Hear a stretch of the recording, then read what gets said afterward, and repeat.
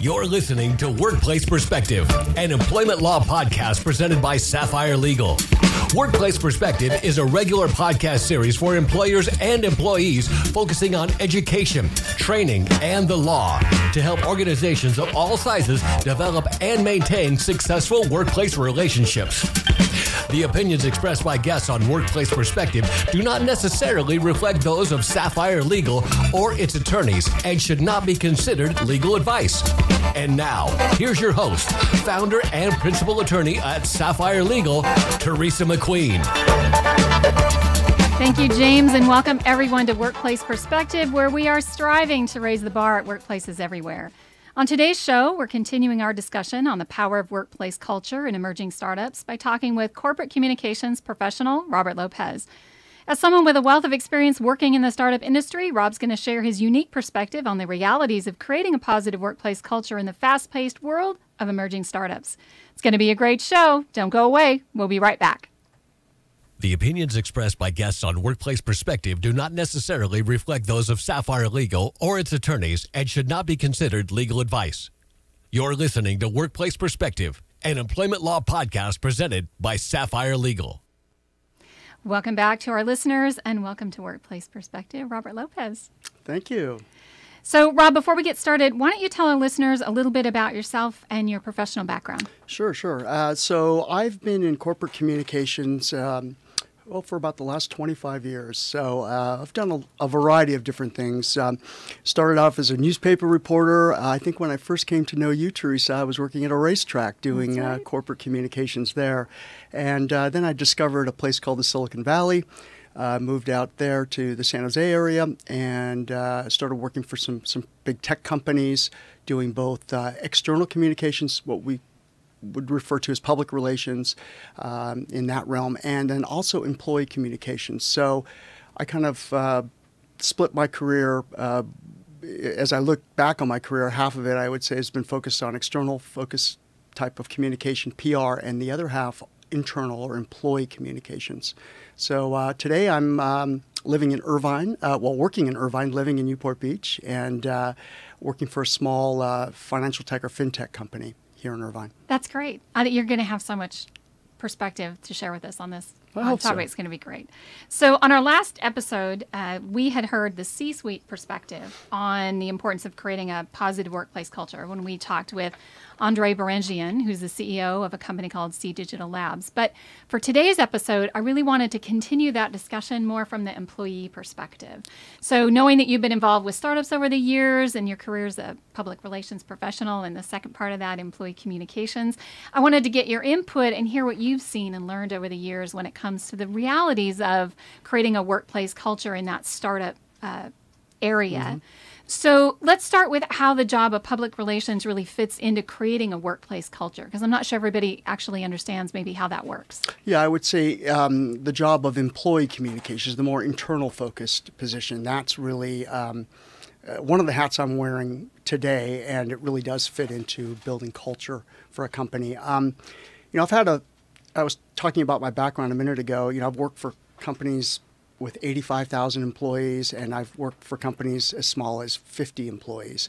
So I think I've had this kind of front seat, experience as a communications person running these departments and running these culture programs, but also as an employee myself, and experiencing it. So I've seen some good cultures, and I've seen some pretty bad ones, I have to say.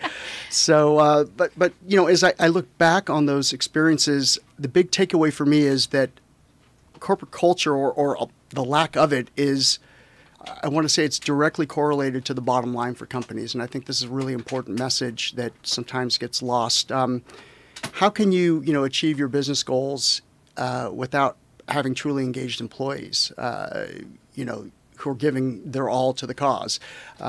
People are the foundation of a strong business. I know that sounds obvious, but I think it gets lost on people. I do too. So in our last episode, we were talking with Andre, we were saying that, this idea or the ideal really that, creating corporate culture isn't about, let's call in the marketing people, let's get a branding slogan going on, let's get some bullet points and all that kind of stuff. But it's about knowing the type of culture and the environment that you want to create at the start, before you even get there, at the very beginning, and then hiring to that. Hiring the people that you know are going to embody that culture and then have the drive to help you move it forward once you get things going. Is that, because I think that's kind of what you're saying, right? Yeah, for sure. I mean, hiring the right people is definitely a key component of developing the culture you want at your company. But, culture is more than just hiring the people. Let's assume that we get some good people in. Culture is about people and how they interact with each other in group settings. That's kind of the definition of it. Having a strong culture, I think, is really pure gold for companies, and there's several reasons why. It makes it easier to hire and retain talented people in a competitive market, and we're in a really competitive market these days. Employees, in fact, will even turn down job offers, even if they're great offers, if they know that the culture is a lousy one. They'll just pass. They'll say no thanks. So that type of, having a strong culture is very important. It's more important than money.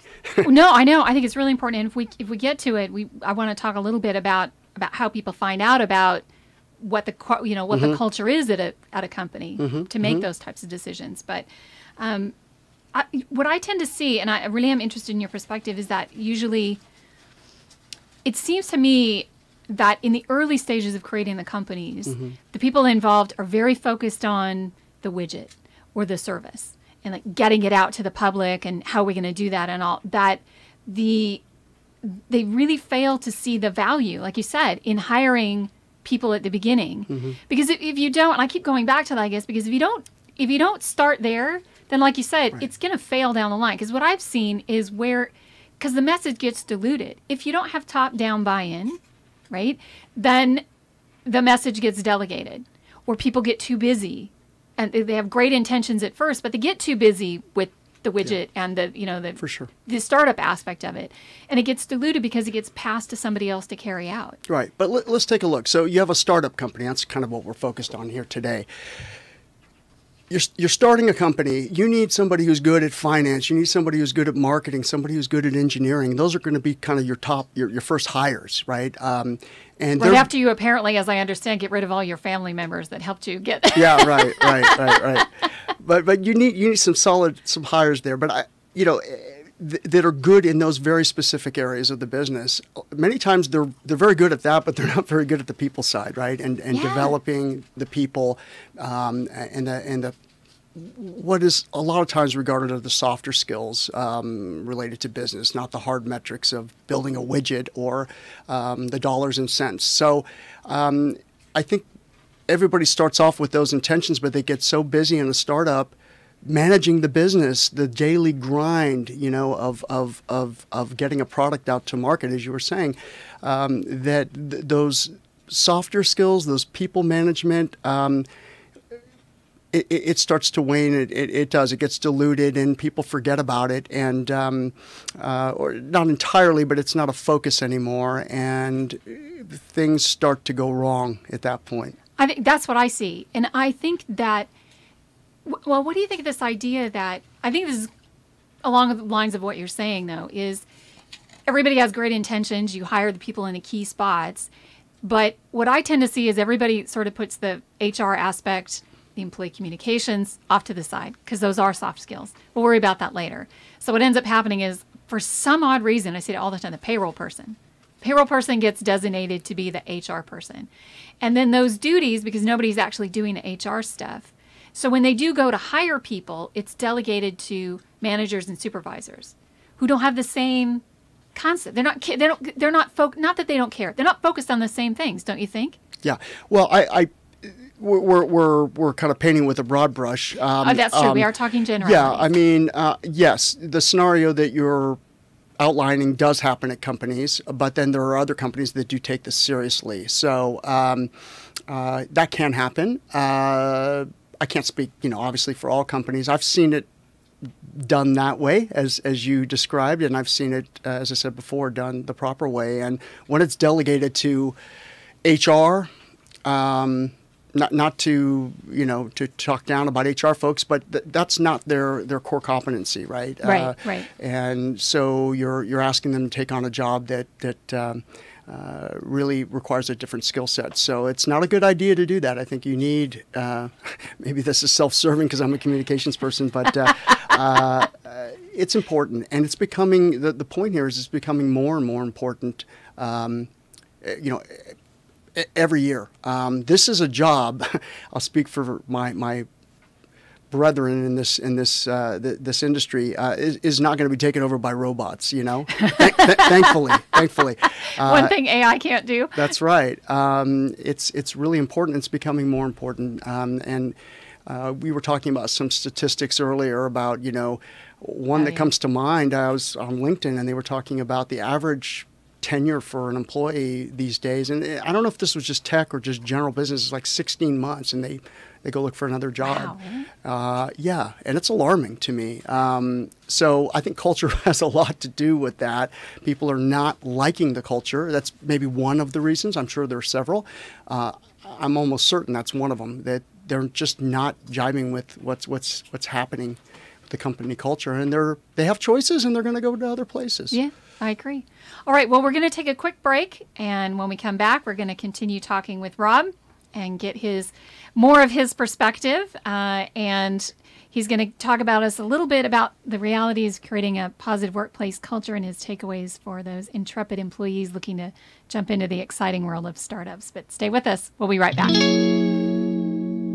Learn everything you need to know about the new legislative and regulatory changes for 2019 by joining Sapphire Legal and Owen Dunn Insurance on January 15th for our annual 2019 Employment Law Update. Visit our website at sapphirelegal.com for more details or call us at 949-535-5266. I'm more resourceful than I thought. My suit can still make an impression. My video games are still game changers. And my lamp can bring others a bright future. Because when I donate my stuff to Goodwill, it helps fund job placement and training for people right in my community. Now my stuff gets a second chance. And will give someone in my community a second chance too. Goodwill. Donate stuff, create jobs. Find your nearest donation center at goodwill.org. That's goodwill.org. This message brought to you by Goodwill and the Ad Council. We love to hear from our listeners. If you have questions, feedback, or a unique workplace perspective or experience you'd like to share, email us at perspective@sapphirelegal.com or get in touch via our Sapphire Legal Facebook page. Just use the hashtag Workplace Perspective in your post so we know you want your question on the show, and together we'll continue to raise the bar at workplaces everywhere. Back to Teresa and her guest. Welcome back, everyone. We're talking with corporate communications professional Robert Lopez about the realities of creating a positive workplace culture in emerging startups. I want to switch gears a little bit because we've touched on it twice now and talk a bit about sort of the intangible cost to the workplace culture from some of these online review sites like Indeed and Glassdoor and Vault is the other one. So tell me how you see those sites impacting the startup work culture. Sure. I think Glassdoor is the one that's most top of mind for most people these days. I know when I'm looking for a company, and I'm sure a lot of other folks, that's one of the first stops. They go to Glassdoor when they're doing the research for a potential employer. And I got to say, it is a brilliant business model. I wish I would have thought of Glassdoor because it gives folks the opportunity to say whatever is just about whatever's on their mind. And it's causing a lot of anxiety, is that the right word for employers? So they're taking it serious. They're taking it very seriously. In fact, I'll tell you a little story, and I hope I don't get myself in trouble with this, but one of the companies I work for that was owned by a private equity firm, they made an offer on the company that I was working for. They bought the company. And then after the fact, they went back and looked at Glassdoor, became familiar with it, and started looking at some of the commentary on Glassdoor and the ratings and what people were saying about our CEO at the time and about the culture. Oh my gosh. Yeah, and it wasn't flattering, far from it. And the owners of that private equity firm flat out said, had had they seen that commentary before they made the offer, they would have made a much lower offer. This is absolute truth. Wow. And they put a lot of value on the perception, real or otherwise, that people are ascribing to the company. And so that was a really interesting insight. Well, that's eye-opening, isn't it? Yeah, it was to me. So it's real, but I think these sites, so they have a ability to create a reputation. Now, I think that people out there should take those comments with a grain of salt, because remember, I'm in corporate communications, so I play both sides. I'm an advocate for employees, but I'm also advocating for the employer. And not everything that's said on those sites is accurate, true. I think people vent. They're mad if they got let go. If there was a reduction in force, that's a great place for them to go and just let it all out. Yeah. And they do. But you have little recourse. So it's a very interesting business model. I think it's interesting because I don't think a lot of people took those seriously when they first came out. That, it's just a bunch of employees, venting their frustrations, like you said, and it's not that really. But I think that there's been enough comments on there, not made, I don't think, by, employers going on there and, trying to counteract that. But right. People who actually want to go on and give a more balanced opinion, which I think is how they got to be so legitimate. Yeah, maybe, but I think it's always the people who leave the comments tend to be they're the outliers, the ones that are the most negative or maybe the most positive. But usually people that are content and happy don't find too much time. It's just been my experience to go on to Glassdoor and leave comments. It's people that are disgruntled, and so then that's why I think it's not always fair and balanced. And so take it with a grain of salt. But yes, those types of sites are have an effect on a company's reputation for sure. Well, I think it's interesting. So when I do trainings, I always talk about those sites as being from a manager perspective. So someone who actually has input in the ability to, help craft that culture and pull that culture forward in a positive way.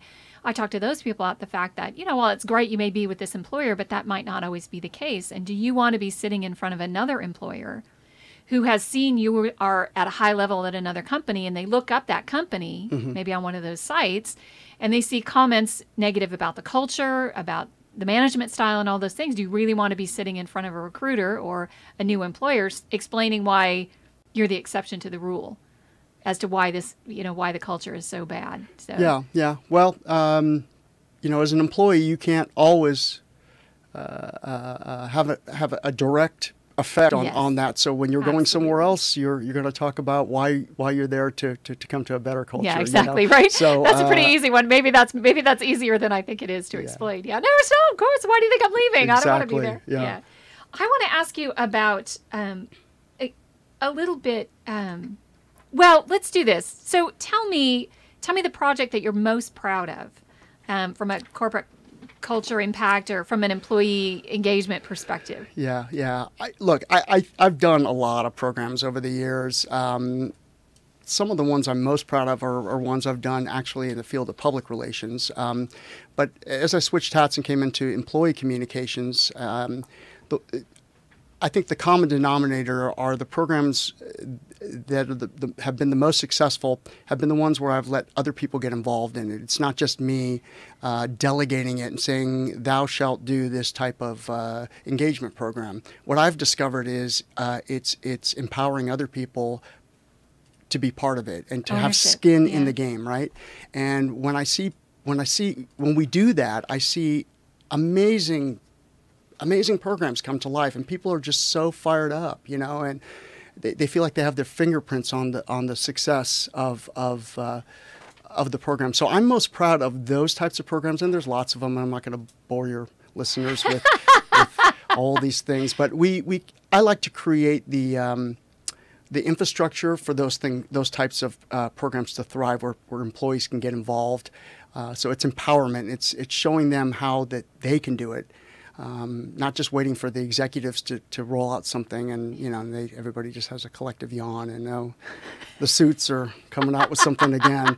So you want it needs to be from the bottoms up, top down for sure. You need to set the tone at the highest levels of the company, but the bottoms up. So it's the rank and file need to get involved too.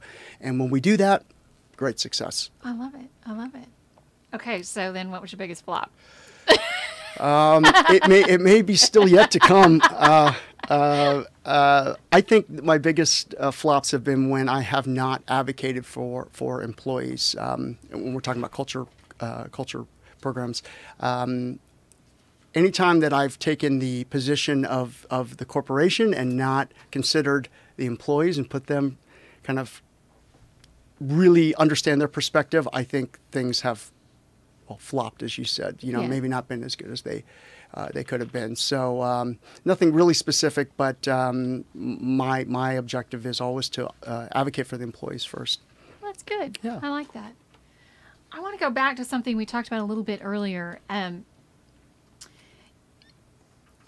Do you think that so when a company's focused on the startup phase, that frenetic sort of energy and the pressure to succeed in the early days, does that have a negative? Does it tend to have a negative impact on the culture, generally speaking, or?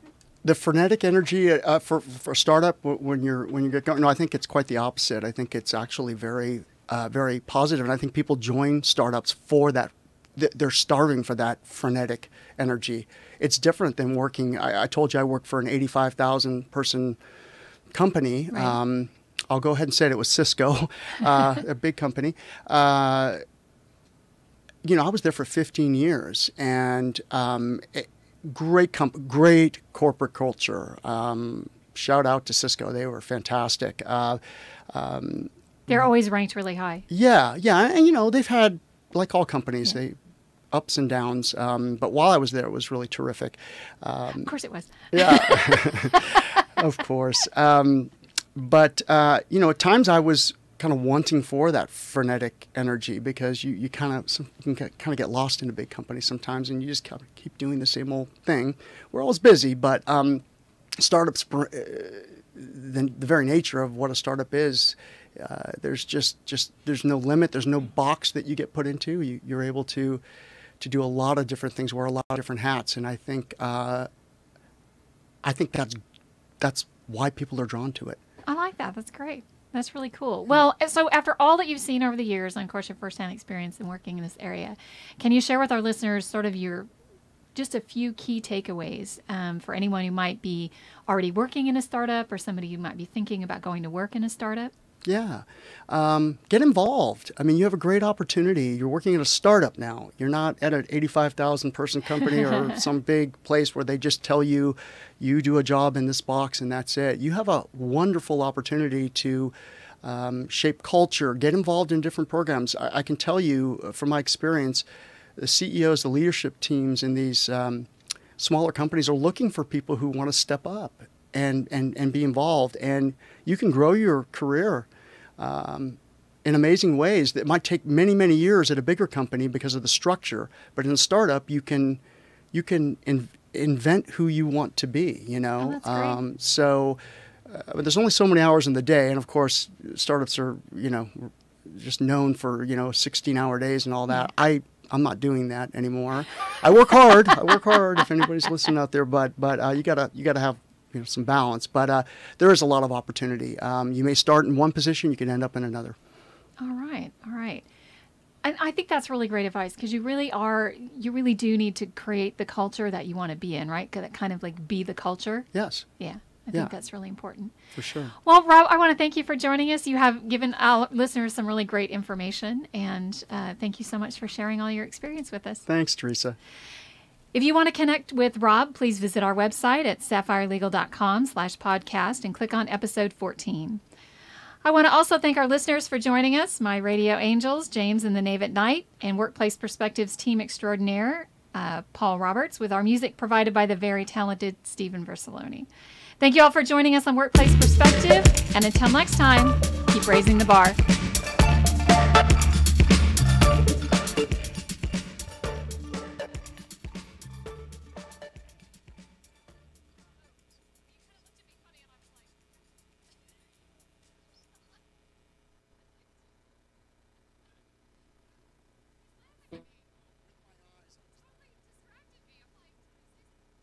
it would feel like to lose everything. Your job, your home, your family, your dignity. This has happened to thousands of the men, women, veterans, and young adults we serve at Working Wardrobes. What do we do to help? We provide career development services, life skills workshops, job skills training. We provide the perfect interview outfit, and we get clients placed in jobs. Call Working Wardrobes, 714-210-2460. Donate, volunteer, invest, hire. Imagine buying a newspaper and discovering that the news you're reading is 6 months old. There isn't much that stays the same for 6 months, and the same thing goes for background checks.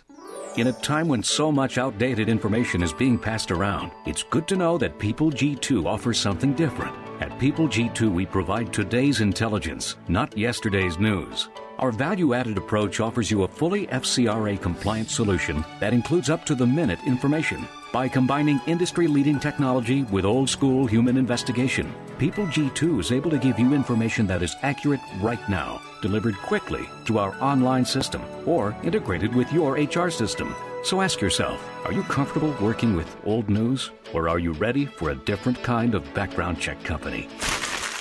Visit peopleg2.com or call 800-630-2880. That's 800-630-2880 or peopleg2.com.